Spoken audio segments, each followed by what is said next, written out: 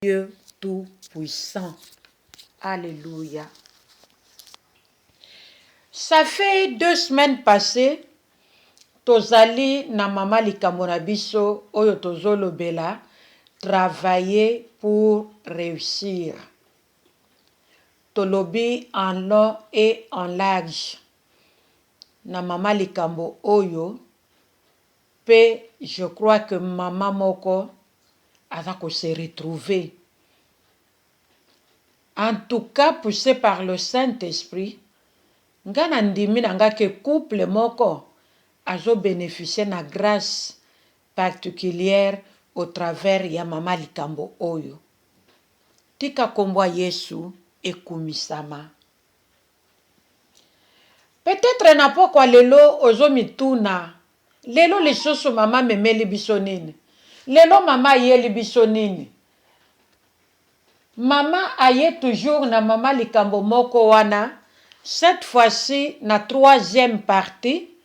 Pe oye kozala par la grâce de Dieu. Souka ya grand thème na biso otozolobela. Travailler pour réussir. Tolobi que la femme est appelée à réussir. Moi si abengami pona kolonga. Mais moi si po alonga, esengeli atelema po asala, a travailler pour que alonga. Pona kolonga, la femme doit travailler. Ce qui maman lingi ko sala te, et voilà, ça sera la peine perdue. Maman wana a s'attendre na kozala molongi te. Alléluia. Kombo na Yesu Masiya ezwa lokumu nyonso.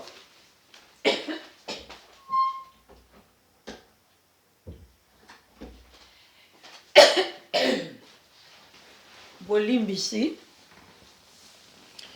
Toye na 3e partie, première partie na 2e partie, tolobelaki na tina na mama Abigail, na mobali na ye Nabal. Lelo toye na 2e exemple, to 2e modèle, oyo koyeba kosunganga na yo, pona koyeba ko travailler, lolenge ba mama oyo pe ba travaillaka na période na bango, pe balongaki na bandaku na bango. Tozana d'exemples ébélés. Les exemples abondent dans la parole de Dieu. Mais toye lisusu lelo na exemple moko pona koyeba ko clôturer oyo ezali mama ya likambo na biso oyo to intitulé par la grâce de Dieu travailler pour réussir. Lelo tozali kozwa 2e modèle ndenge tolobi que nous avons tiré du livre de Genèse au chapitre 24, versets 62 à 67. Genèse chapitre 24, versets 62 à 67. Il s'agit ici d'une femme du nom de Rebecca qui avait aussi travaillé pour gagner l'amour et la confiance de son mari Isaac. Je crois que Mama Nyonso ayebi histoire ya Rebecca, Mama Nyonso ayebi histoire ya couple Isaac na Rebecca. Qu'est-ce qui s'était passé dans ce couple? Tozwi juste passage oyo po eba ko éclairer biso, to comprendre likambo tozoloba. Awa sona koyiko banda koloba, sona lobi na banda ngone bandeli, histoire ya Isaac na Rebecca, tokozwa temps ya kosilisa te. Mais tozozwa kaka partie oto uti koloba awa po esunga biso to comprendre. Bible ezoloba na biso que ezalaki na pokwa, c'était le soir. Isaac abimaki ye moko, pa kendeki na bilanga kotambola. Na kati ya kotambola na ye na bilanga, atomboli miso, amoni na mosika, ba chameau ezali koya vers lui. Les chameaux, eza sorte ya banyama moko, tozalaka nango na Congo, na Angola te. Mais dans na bamboka mususu, là où il y a des chameaux. Alors, amoni yango na mosika ezali koya. Bible lobi que Rebecca pe leva aussi les yeux, vit Isaac et descendu de son chameau. Tozomona keza histoire mulai nde na lobi que so na zongi sima kozwa mwa biso mwa ta mena mekana na koloba bien. Ezalaki histoire so to bandi mwa likolo tokomona ndenge nini Abraham akatisaki moko ya basali na ye tseleka mpona kokende kobalela ye mwasi, kokende kobalela mwana na ye mwasi na pays natal na ye. Alors tango periode yango ekoki, serviteur wana akendeki nde ake kokutana na Rebeka, asololi na baboti ya Rebeka, apeso ya kokai kopesa comme makambo ya libala, comme bakado na Rebeka. Et Rebeka aye na mosali ya Abraham na mwana mosali moko ya Rebeka ya mwasi pour que Rebeka aya libala na ye epai ya Isaac. Alors nakoya na bango na mokuse nde tokomi place oyo tozali na Genèse 24 62 à 67. Bible elobiki ezalaki na pokwa moko, c'était le soir. Isaac abimi libanda ake na bilanga, ake kotambola na bilanga. Et de loin Isaac amoni bashamu ezali koya. Bible elobi que Rebecca pe ye pe atali de loin amoni pe Isaac. Komona Rebecca amonaki Isaac, Bible elobi Rebecca kitaki mbangu na shamo esika ya zalaki pe ake koloba akei esika mosali ya Abraham azalaki, ayebisi ye boye, ayebisi ye alobi, atuni ye, apose ye question alobi moto oyo wana oyo azoya na rencontre na biso azali nani? Pe mosali ya Abraham a répondre ye alobi azali Seigneur nanga. Ça veut dire qu'azali mokonzi nangai. Alors tango Rebecca ayoki makambo wana, directement Rebecca avait compris que c'était lui son mari, parce que mosali Abraham ayebisaki famille ya Rebecca que chef nanga nde atindi nga naya kobalela mwana na ye mwasi to naya kolukela mwana na ye mwasi. Alors koyoka maloba oyo kobima na monoko ya mosali ya Abraham, Rebecca était déjà sûre et certaine que c'était lui son mari. Alors Bible elobi que tango ayoki maloba wana, Rebecca akamati afiniki elongi na ye, amifiniki na voile. Pe serviteur amifiniki na voile, malobaki na eloko te, atikali na position ya kotala makambo ndenge ezoleka. Mais en elle, elle savait déjà que c'était son mari, c'est pourquoi amifinikaki voile. Serviteur ye abandi, serviteur ya Abraham abandi ko raconter na Isaac makambo nyonso oyo ye asalaki kote akendeki kobalela ye Rebecca. Alors Isaac tango ayoki rapport ya mwana musala ya tata na ye, Bible elobi ke Isaac aye kozwa siko Rebecca après avoir koyoka rapport mwana musala asalaki. Bible elobi ke Isaac azwi Rebecca, akomi mwasi na ye pe asepeli na ye. Na tango asalaki boye, Bible elobi azalaki consolé na pasi oyo azalaki nango na motema na tango akufelaki mama na ye. C'est Rebecca qui avait consolé le cœur d'Isaac Bien aimé, ça c'est un autre sujet. Pona koluka koyeba, Isaac atikalaki na douleur ya liwa ya mama na ye pendant combien d'années? Et seulement quand la femme est arrivée, Rebecca, nde Isaac azwaki consolation. Bien aimé makambo tozoloba eza masapote.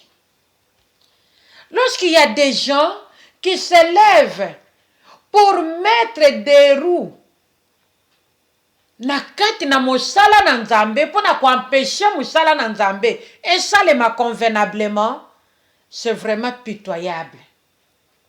C'est vraiment pitoyable, bien-aimé. Dans la parole de Dieu, il n'y a pas de sujet tabou. Non. Si c'était des sujets tabous, le Seigneur n'allait pas nous parler de cette histoire d'Isaac et de Rebecca. Ndenge nini, Isaac azwaki consolation seulement tango Rebecca ye na vi na ye, tango bakutani, tango bakaboli mbeto, nde azwi consolation ya passion azalaki nango depuis plusieurs années, depuis que sa mère l'avait quitté. Pandeko nanga toyeba ko encourager basali na nzambe na kosala musala na nzambe convenablement. Ce n'était qu'une parenthèse. Bandeko nanga Bible ezoloba awa dolobi deuxième exemple. Tokolobela mingi na Rebecca. Parce qu'azalaki mwasi lokola yo pe lokola ngai. Pourquoi le loto yoko tanga ye na deuxième exemple en ce qui concerne travailler pour réussir? Oyo ezali sujet na biso. C'est avec raison. Toko comprendre ango kala mingi te. La Bible dit que lorsque Isaac, lui, avait levé ses yeux, il avait vu de loin des chameaux qui venaient vers lui. Vers lui. Isaac akendeki na makanisi mosika te. Isaac n'avait pas mis le temps de réfléchir. Na tango ya pokwa. Ce n'était pas la journée, mais le soir. Ba chameau ezoya vers ngai. Et uti wapi, ezoya koluka nini, ce n'était pas son problème. Bible yebisi biso kake amonaki de loin pe asukaki wana. Me yoka mama oyo Rebecca. Rebecca atikaki baboti na ye, atiki mama na ye, nande kone ya mobali. Rebecca yebaki ke aye kosakana te. Rebecca yebaki ke aye vacances te. Mais Rebecca yebaki ka ye libala. Parce que tango mosali Abraham apesi biloko yesengelaki comme symbole que ya libala mwana na bango akomi marié. Famille ya Rebecca balobi non. Tika nanu mwana na biso pour un temps, pour quelques jours. Comme ça soki mikolo wana ekoki bongo bokoyi kokende bosala nzela bokende. Mosali Abraham alobi te. Mission na yelaki esesili. Sikona kovandela nini? Il faut na zonga. To il faut to kende. De bandeko ya Rebecca, famille ya Rebecca balobi non. Zela kasi to benga ye moko la concerné. Aye bisabiso aza d'accord okende na minito yo to te. Babengi Rebecca. Tango babengi Rebecca ye ba poser ye question, olingo kende to otikala nanu. Rebecca lobino na lingina kende. Apesi accord. Ça veut dire que Rebecca abimaki na ndaku na bango. Na ndaku wa mama na ye pona kolobake na kelibala. Elle était déjà préparée.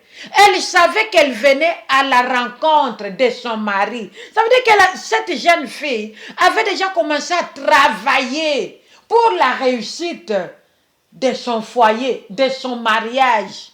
À partir yanda kwa baboti na ye. Ce n'était pas une histoire, comme nous pouvons le dire, ce n'était pas soudain. Non. Elle avait eu le temps de digérer, elle avait eu le temps de comprendre la chose, elle avait eu le temps de dire oui. Elle avait donné son accord. Donc, ayaki m'a sapoté, ayaki kosakanate Rebecca. Elle avait déjà commencé à travailler. Ça veut dire que jeune fille yozo landa biso. Ndeko yozo zela libala. Ndeko yozo luka libala.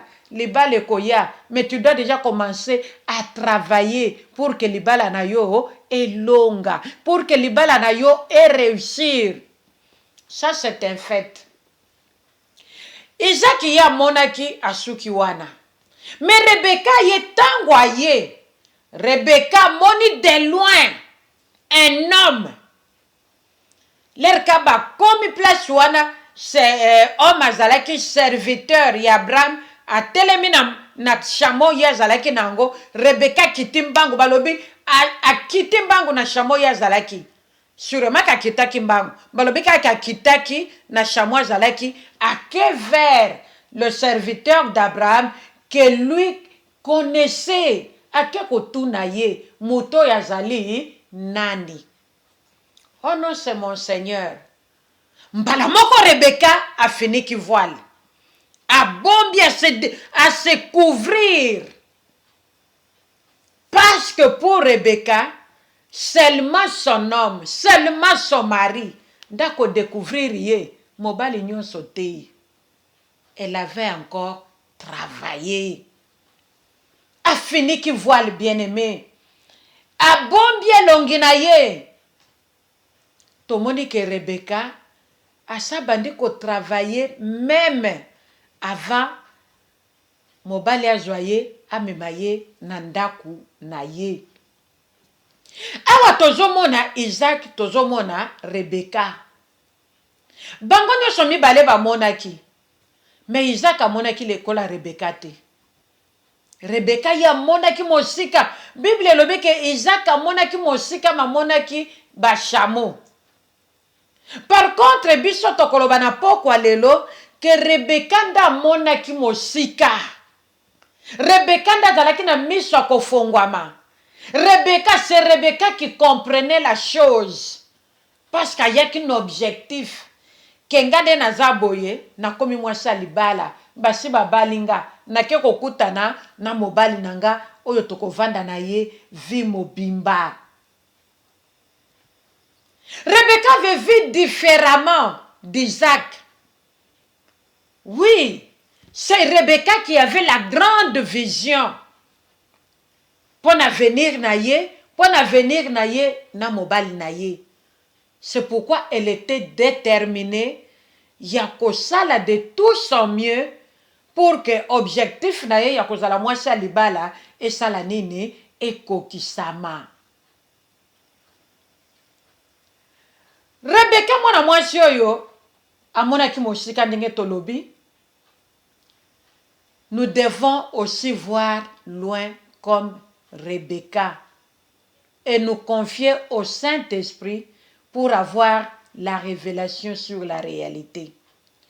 Tango Rebecca moni mosika asuka kina kotika la bongo te akendeke pa muto ya yebaki oya yaki kobala ye na nzela na yende ya zwaki libala ake kotuna ye muto yonga na zomona esanani pour avoir la confirmation de la révélation qu'elle avait déjà reçue, que Moutonga na moni, sûrement que yende mobali nanga. Mais pour être sûr, à s'accrochaki, tope à s'approchaki, na muto ya yebaki. Bande konanga, c'est la même chose avec nous, le maman, les femmes d'aujourd'hui. Lorsque nous avons les révélations de nos foyers, de nos mariages, de nos familles. Bien aimé, nous devons nous accrocher du Saint-Esprit. Pour nous koyeba kozwa confirmation. Pour nous koyeba kozwa confirmation ba mama. Pour nous koyeba kovandisa likambo ango. Pour nous koyeba kozwa caché sec parce que tango na zui révélation. Molimo santo ndako ya kotia caché sec. Pona kondimisanga ke likambo wana eza ya Nzambe.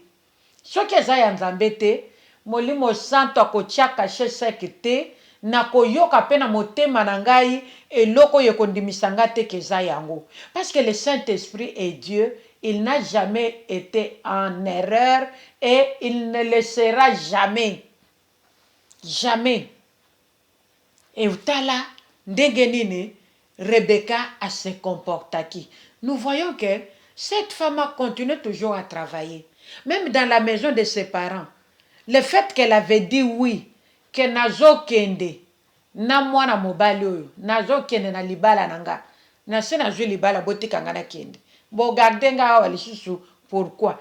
Elle avait déjà travaillé aussi dans la maison de ses parents pour leur dire que moi je suis déjà une femme mariée. Ma sœur Yoyo Zolanda Biso,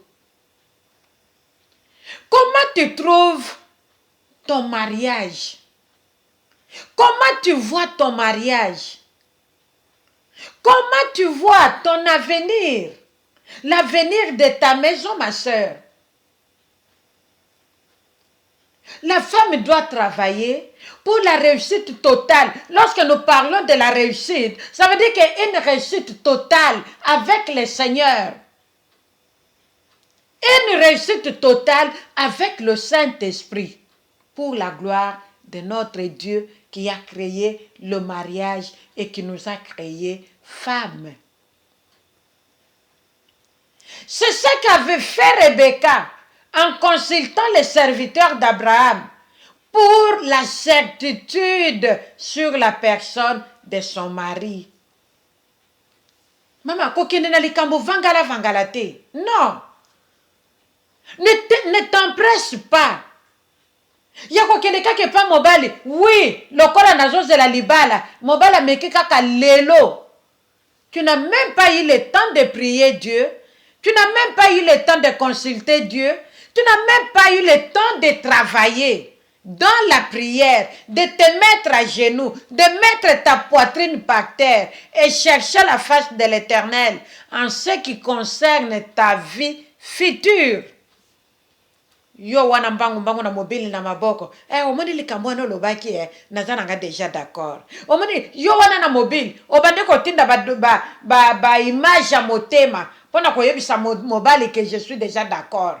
Ma sœur, trouve d'abord le temps de travailler pour ta vie en cherchant la face de l'Éternel.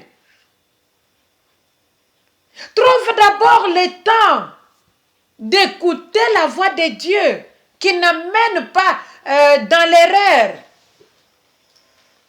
La voix de Dieu parle avec certitude. La voix de Dieu parle avec certitude, bien-aimé dans le Seigneur. Mongongo na nzambe elobaka, pona koyeba koyaka pona ko confirmer. Oya satalisaki, oya pesaki comme révélation, pezo ya pona koyeba ko tia caché sec ya molimo santu pour que likambo wana esuka na nzela te kase kende kino na suka. C'est suite à cette révélation que Rebecca s'était préparée pour la rencontre de son mari. Tango azwi révélation, confirmation, nanzela ya mosali ya Abraham, Rebecca m'a dit qu'on se préparait lisusu pour la 1e fois. Maman, pona mabala na bisoko, toko lembate ko se préparaka. Parce que chaque jour, il y a quelque chose de nouveau qui nous arrive, que nous vivons, que nous apprenons. Et sur base de ça, nous sommes appelés à travailler tout le temps. Ma sœur, ne te fatigue pas de travailler pour ta maison, pour ton avenir, pour ton mariage. Ne te fatigue pas. Ceux qui ont lembi, nena ko jolo place, nena ko jolo relève. Nena ngwa ko ya ko salela yo, ko lukela yo nzambe, pon avancement ya vie na yo, ya libala na yo, pona bomengo na yo, pona bomengo mobile na yo pe ya bana na bino. mutu miso akobondela pona yo à soutenir yo pona problème songolo mbala moko mbala mibale. Mais il y a tous les jours autozolo bawa et ça il y a tout le temps nzamba lobi prier sans cesse. Toko bondela te ke lelo na bondeli na kati. Non. Toko bondela tout le temps. Je dois prier pour mon mariage, pour mon ménage, tant que nous sommes en vie, mon mari et moi. Nakokata te, na olemba pete.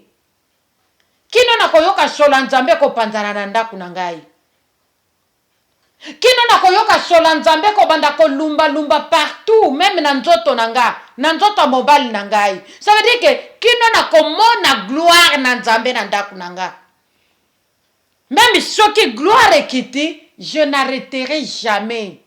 Parce que j'aurai besoin de cette gloire-là encore et encore. J'aurai besoin de la gloire de Dieu dans ma vie, dans ma maison, encore et encore. Et pour que cela aille encore et encore, je dois me mettre à travailler. Ici, il s'agit de la prière. Je dois me mettre à travailler dans la prière. C'est d'abord spirituellement. Rebecca, c'était d'abord du fond de son cœur. Elle était déterminée. J'ai dit oui. J'ai dit oui. Je dois aller à la rencontre de cet homme. C'est lui mon mari. Elle avait dit oui avec conviction, poussée par le Saint-Esprit. Elle avait dit oui. Je veux aller avec cet homme. Vous avez déjà tout pris. Laissez-moi partir. Maman, natango basi ba peselio kidimbu. Todot. Kolingali soko tikala nanda kwa baboti te. Okotikala kuna po sala nini? Otikala kuna po sala nini? Bongama, zwali pambolia baboti, zwali pambolia nzambe, zwali pambolia leta. Kende sika mobali azali, bosala vina bino. Lorsque Rebecca a dit oui, directement libota ne batiki, ba pesi enzela. Soko landi na mwase wana, okomona balobi ba pambola kiye. Yoko bota autant, des milliers. Ba pambola kiye, ba pambola ki mwana na bango. Balobi mama, osali biso plaisir. Mobala yeko honore yo. Yo moko ndimi, to fokse yo te. Mama kende. Mama kende. C'est parce qu'elle-même, elle avait déjà dit oui. Elle avait déjà donné son accord. Elle avait déjà travaillé. C'est comme ça que bénédiction et yaki kolandaye. Bien-aimé, kokitaya Rebecca na chamo, ezali image ya humilité. Humilité. Bah maman, nous devons travailler. Orgueil et longwabiso. Nous devons travailler pour l'avancement de nos maisons. To longola orgueil.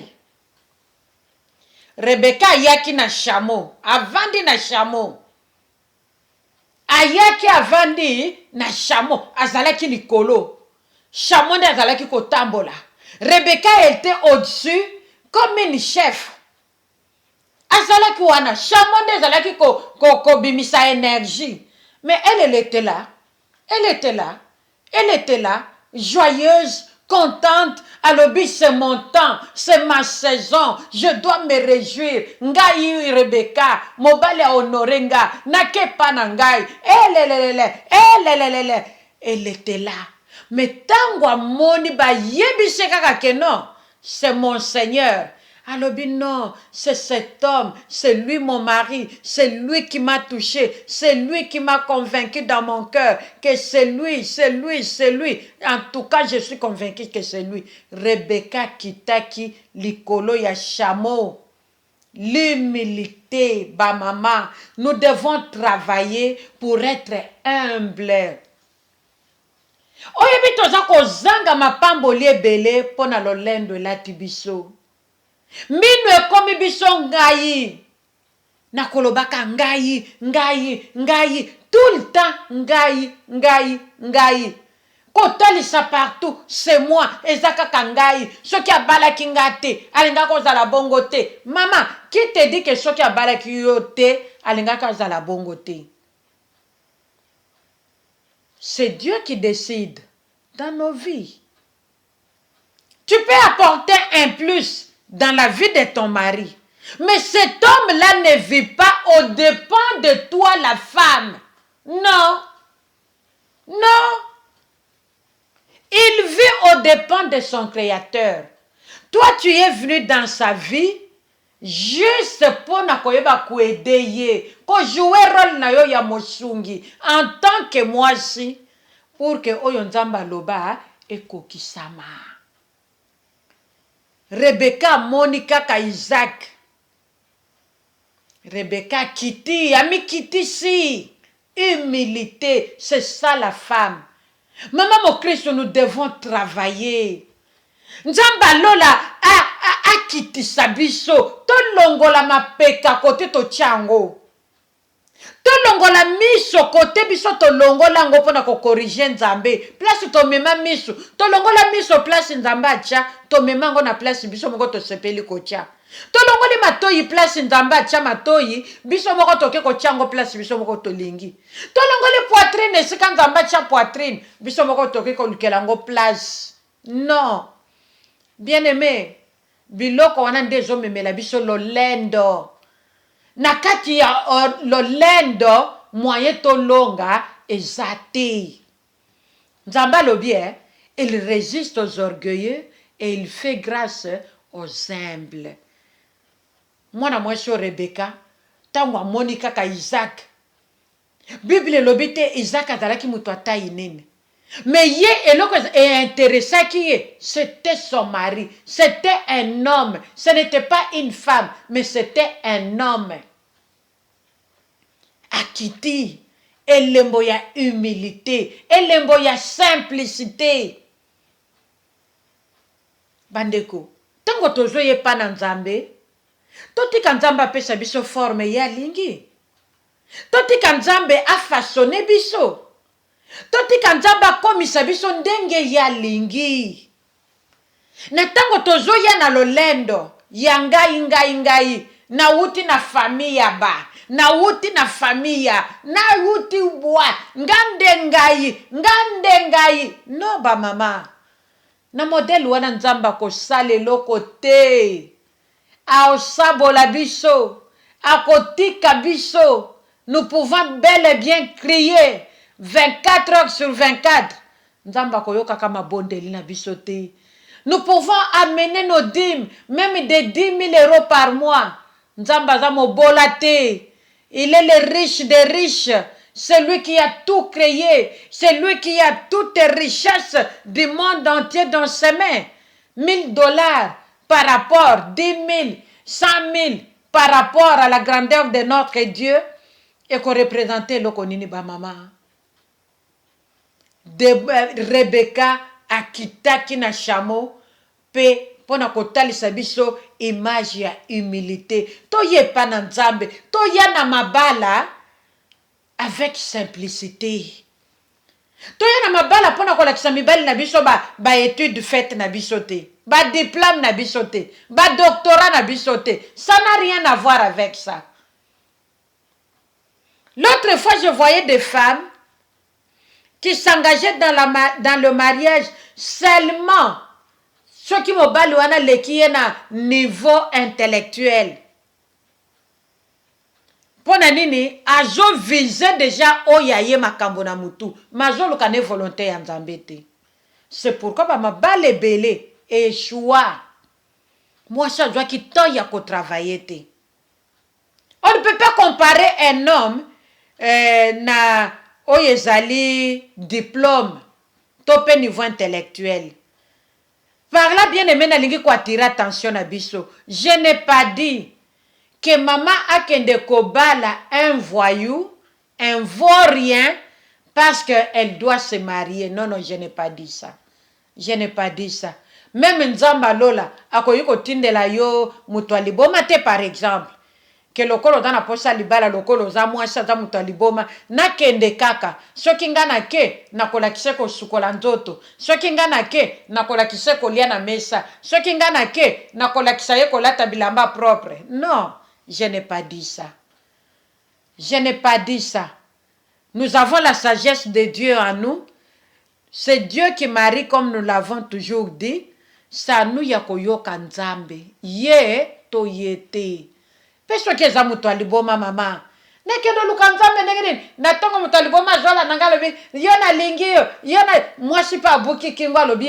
C'est lui l'homme de ma vie. Maman avait dit. Non, non. Je n'ai pas dit ça. Je n'ai pas dit ça. C'est Dieu qui connaît. Et sika yo uta. Ponzamba koyuko balisa yo. Nakati ya erreur atamukete. Nakati na kokita likolo ya shamoto lobike elembo ya humilité na simplicité. Et se couvrir le visage symbolise la pureté de la femme qui va à la rencontre de son mari. Oui, bandeko, nous devons travailler. Nous devons aussi apprendre à nos filles, à nos enfants en général, de travailler pour garder leur pureté jusqu'au mariage. Nous devons enseigner à nos enfants. Déjà oui, nous devons apprendre à nos enfants. Moi, si mobali, yakoyeba ko garder pureté naye jusqu'au jour de son mariage. Ça, c'est très important. Tala pourquoi Rebecca finikaki ami finikaki voile. Yangonde makambutozo vivre na l'église. Yangonde makambutozo mona na l'église. Na jour à mariage komona mwana mwasha finiki voile. Pona nini? Symbole ya pureté. Mobalo ya baliye ndako longole voile wana. Alongoli ne longi. Pas longoli na makambu nyonso. Ça, c'est très important. Nous devons lire la parole de Dieu, non comme un journal, non comme n'importe quel livre, mais nous devons lire la parole de Dieu comme la parole inspirée de Dieu lui-même, comme la parole inspirée par le Créateur lui-même. Comme la parole sainte. Oye zo memela biso ba révélation. Pona koyeba kopusa biso pene na Nzambe. La suite ya kata makambo oyo toyebi yango. Tango Rebecca a mis finiki voile. Oh bandeko. Yoka révélation. Tango a mis finiki voile, la suite, c'était la flamme de l'amour qui s'était allumée dans le cœur d'Isaac, son mari. Oyo tango bapunde zoya, Isaac tsoki bapunda ba chameau. Ce n'est pas des pundes, pundes c'est les chevaux, les chevals et les chevaux. Mais awa c'était des chameaux. Isaac sans révélation, ya monaki kaka banyama wana ezalaki koya vers ye. Amonaki kaka ba chameau qui se dirigeait à sa direction, vers lui. Point trait. Dans sa tête, il n'y avait pas quelque chose d'important, de plus important que ça. Non. Il était là, en train de pleurer. Pendant des années, Isaac pleurait toujours sa mère Sarah. Inconcevable, bien-aimé. Inconcevable. Pendant des années, cet homme continuait à pleurer sa mère. Ça veut dire que dans sa tête, il ne faisait pas travailler sa tête. C'est pourquoi nous les femmes, nous devons travailler. Na mutu nanga, na yeba, na bandako kanisa venir nangai. Avenir abana nanga. Sima ya nyonso, sima ya bana nanga kokola. Toko se retrouver les choses na mobile nanga biso mi balé comme au début. Je dois déjà commencer à travailler Pour ça, mes sœurs, sima ya kobota bana, sima kotangisa bana classe, sima kobalisa bana, papa na maman bako se retrouver lisusu à deux, ndenge babandaka na début. Ma sœur, soki tozokanisa biloko wana te, tokozala en retard. On n'aura pas le temps de travailler pour que toyeba kobongisa. Ki mokolo na biso tango toko se retrouver à deux avec papa comme au début. Isaac atali kaka moni banyama. Mais tango aye amoni Rebecca à se couvrir na voile, sûrement c'est à ce moment-là qu'Isaac avait compris la chose. C'est à ce moment-là qu'Isaac avait compris la chose. Et moto bolingo peli na motema ya Isaac. La flamme d'amour s'était allumée dans le cœur d'Isaac, le mari de Rebecca, à tel point que les serviteurs d'Abraham n'avaient même pas eu le temps de faire les présentations qu'Isaac avait déjà aimé sa femme. Alléluia! Alléluia! Voilà la bonne nouvelle. Maman, qu'est-ce que nous devons travailler pour faire allumer la flamme d'amour dans nos maisons, dans nos couples, bah maman. Nous devons nous lever pour travailler.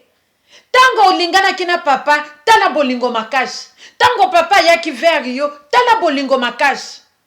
Mais lelo ndako wane koma malili. E kome ka biso tokoli te, wana makambo bana mike. Biso to balisi te, to komi na bakoko. Bakoko pe bazokola. Ah, wana makambo bana mike. E komi kaka quand j'étais, quand nous étions. Non maman. L'amour n'a pas d'âge. Bolingo ezana mbula te.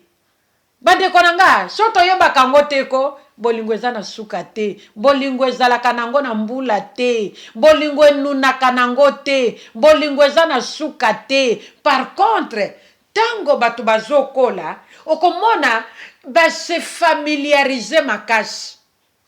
Ba s'accorder makasi. Ba komi kotambola oyo omoni oyo la main dans la main. Ba kolinga lisu kotambola moko te abima mutu moko atika moninga mususu. Me biso ya lelo. Ah, ngana tana makamna ngana bana. Kende na yo. Invitation, programme en église. Des jeunes gens qui se marient. Maman lobe ngana tikali ko s'occuper na bana yo kende. Maman. Et sengeli to yeba ko travailler pour allumer la flamme d'amour qu'avait allumé Rebecca dans le cœur de son mari Isaac. Nous devons travailler. Nous devons travailler. Ceux qui ont le flamme nous rendons gloire à Dieu, ma sœur. C'est une bénédiction que tout le monde n'a pas trouvée. Nombre de femmes chrétiennes sont dans des distractions. Elles ne savent pas travailler pour garder la flamme d'amour dans leur couple. Parce que mon couple qui est dans ma lili, papa zala qui sont maman vendé papa pas vendé. C'est comme tellement que maman a mis pesi na bana. Papa comme il préféré na e kende na nda couper makelele. Papa lo ba peke discipliné na nota bana pe to ba vanda ka kimia. Tikala nga bana makelele. Tikala nga maman. Ça veut dire que cette femme-là ne sait pas travailler. Et maman, lorsque tu ne sais pas travailler, ne t'attends pas au bon résultat. Bana bazo kele na okola. O vandi sa bango kan. O kwedike bango kan. Nzete ba pesa kango forme na tango ezana no mukie. Ce que c'est commis à une certaine hauteur et que comme lo passi même soko beti. Mwana otikala na bizaleli oyo yazalaki nango à partir ya libumu. Et tango flamme ya moto epeli ndenge to uti koloba awa Alléluia. Moi, on est pelé qui jusqu'au tel point que Mosal et Abraham, à joie qui même pas tant, il y a qu'au présenté que parmi les deux femmes, yena bango, moi si na kende ki kobala yeyo, servante ya moi si yeyo. Les serviteurs n'avaient pas eu le temps. Isaac avait déjà compris et il avait déjà aimé Rebecca. Il n'y avait pas de confusion entre Rebecca et sa servante. C'est comme ça qu'il avait pris la décision, Isaac. Sans dire un mot à Rebecca, à Memi Kaka. La Bible nous dit que Isaac conduisit Rebecca dans la tente de sa mère. Il l'a pris comme femme et il l'aima. C'est ainsi qu'Isaac fut consolé de la mort de sa mère Sarah. Alléluia. Quelle bonne nouvelle. Ça, c'est la bonne nouvelle.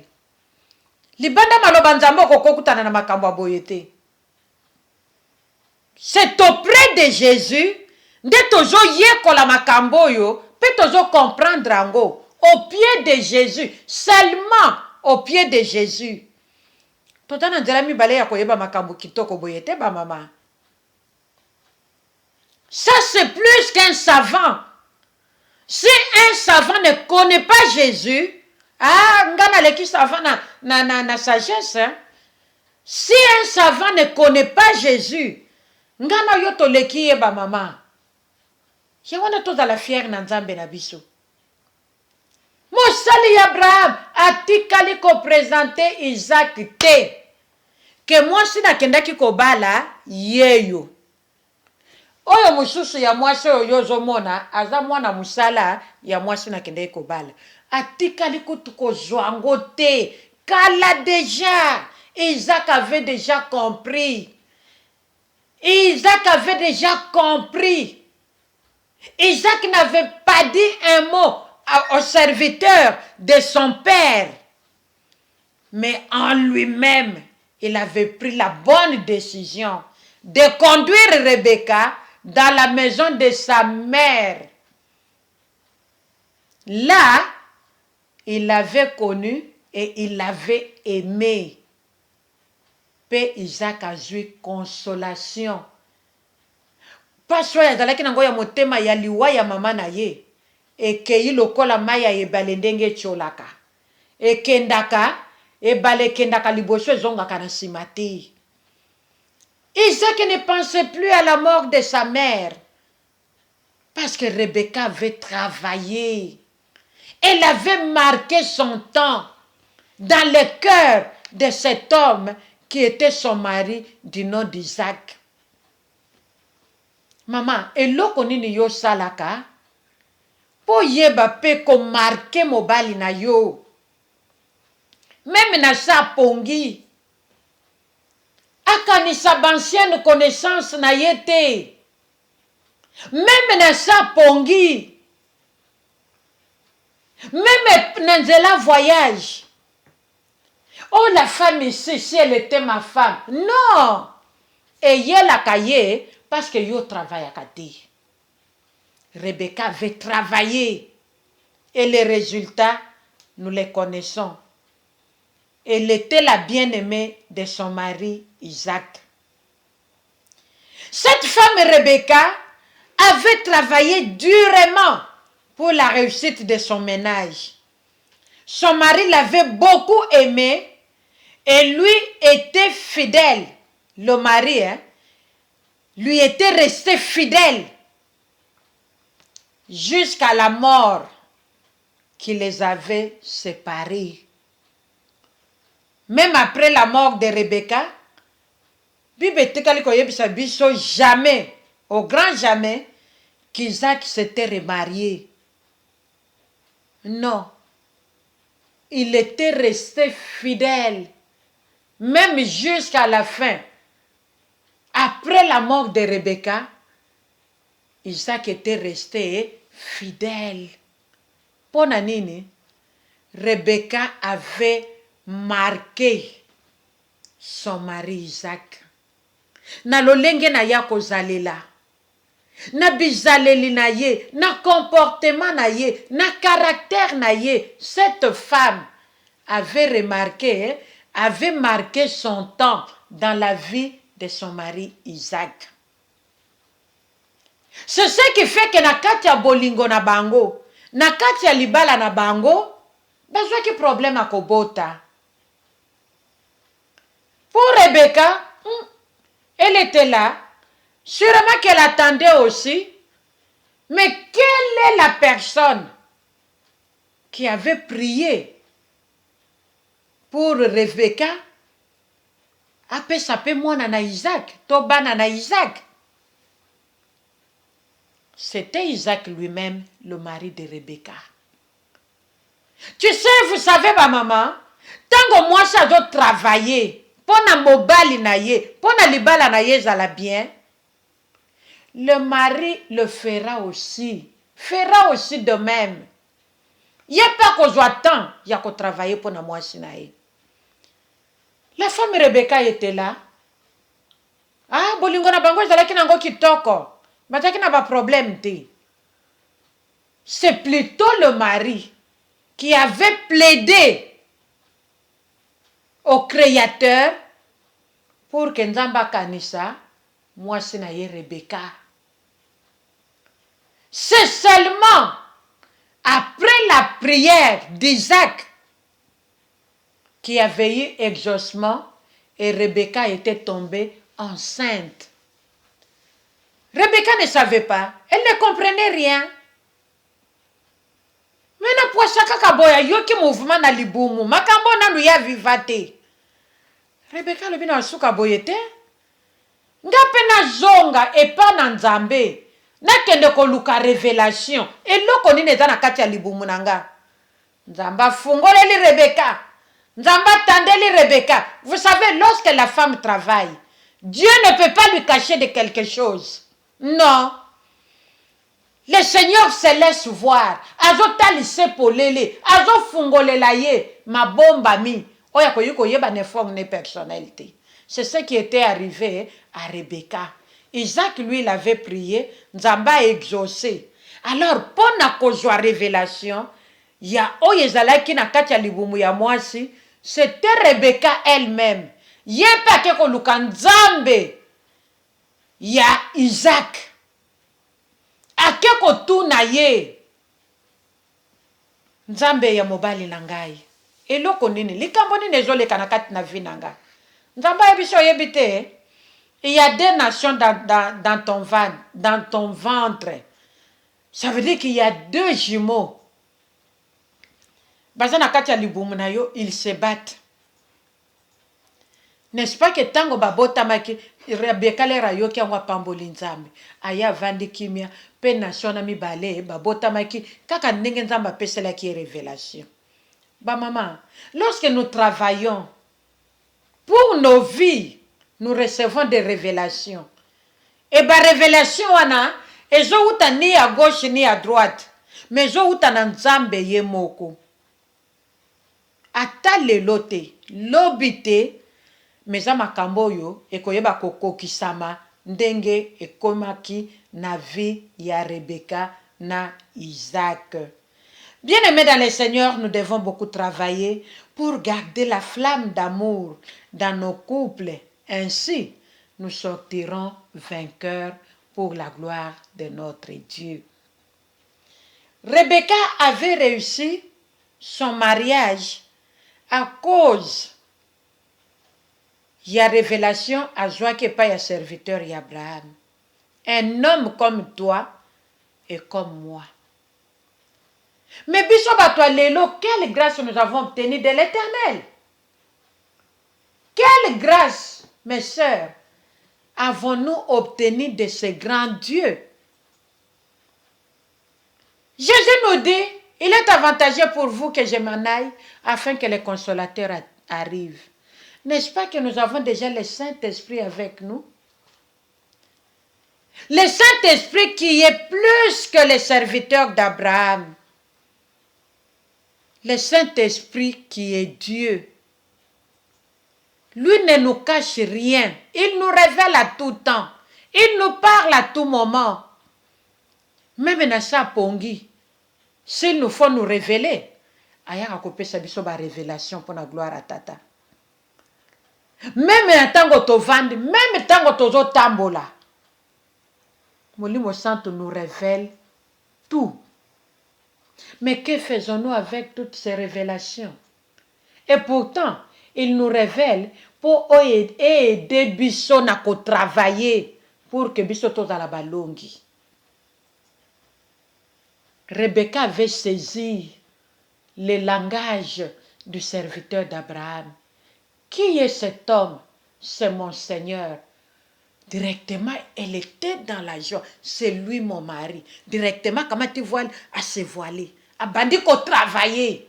Pour marquer tant naye. Pour mobali wana lingaye. Si Rebecca n'avait pas travaillé, la flamme d'amour, je ne sais pas si la flamme d'amour allait s'allumer dans les cœurs d'Isaac, son mari. Je ne sais pas. Mais moi, ce que je sais, c'est, comment s'appelle-t-elle? Rebecca qui était à la base. Ya moto ya bolingo, oye pelaki na motema ya mobali na ye, Isaac. Les mamans, nous devons travailler. Les mamans, nous devons travailler.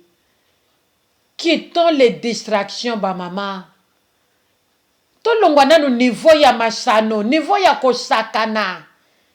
Niveau ya ba maboke, niveau ya soki makambo nini ba maman. Naza contre maboke te. Mais chaque chose a son temps. Donnons beaucoup de temps aux choses sacrées pour connaître la personne de Jésus-Christ dans sa profondeur, afin que nous puissions réussir dans son amour éternel. Nzamba za mutu mususu pa kotikala mutu mususu. C'est à nous de choisir entre Dieu et le monde. Alobi apesi biso opportunité. La vie et la mort. Ma pesi biso conseil à lobby. Ce que je dépendre kaka na ye. Biso ne sotopona la vie. La vie qui est Jésus-Christ. Le monde n'a rien à nous donner. Par contre, le monde des hommes ma biso na kufa. Un homme averti en vaut deux, dit-on. Tolandi mama likambo yo pendant 3 semaines. Lelo tokomi nango na suka. Lelo tokomi nango na suka. Lelo tokomi nango na suka.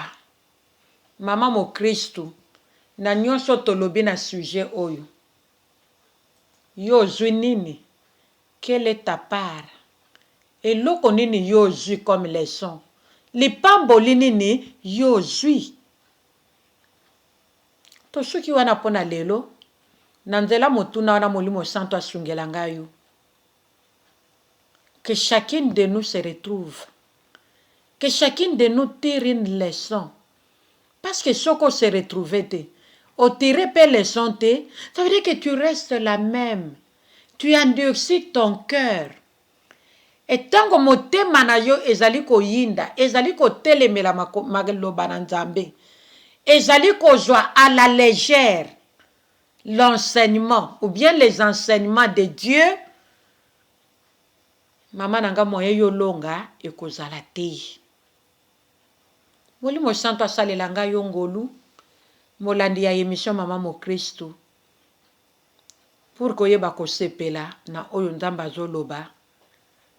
Pour qu'ensemble toyeba kokumbisa kombo na Yesu Kristu.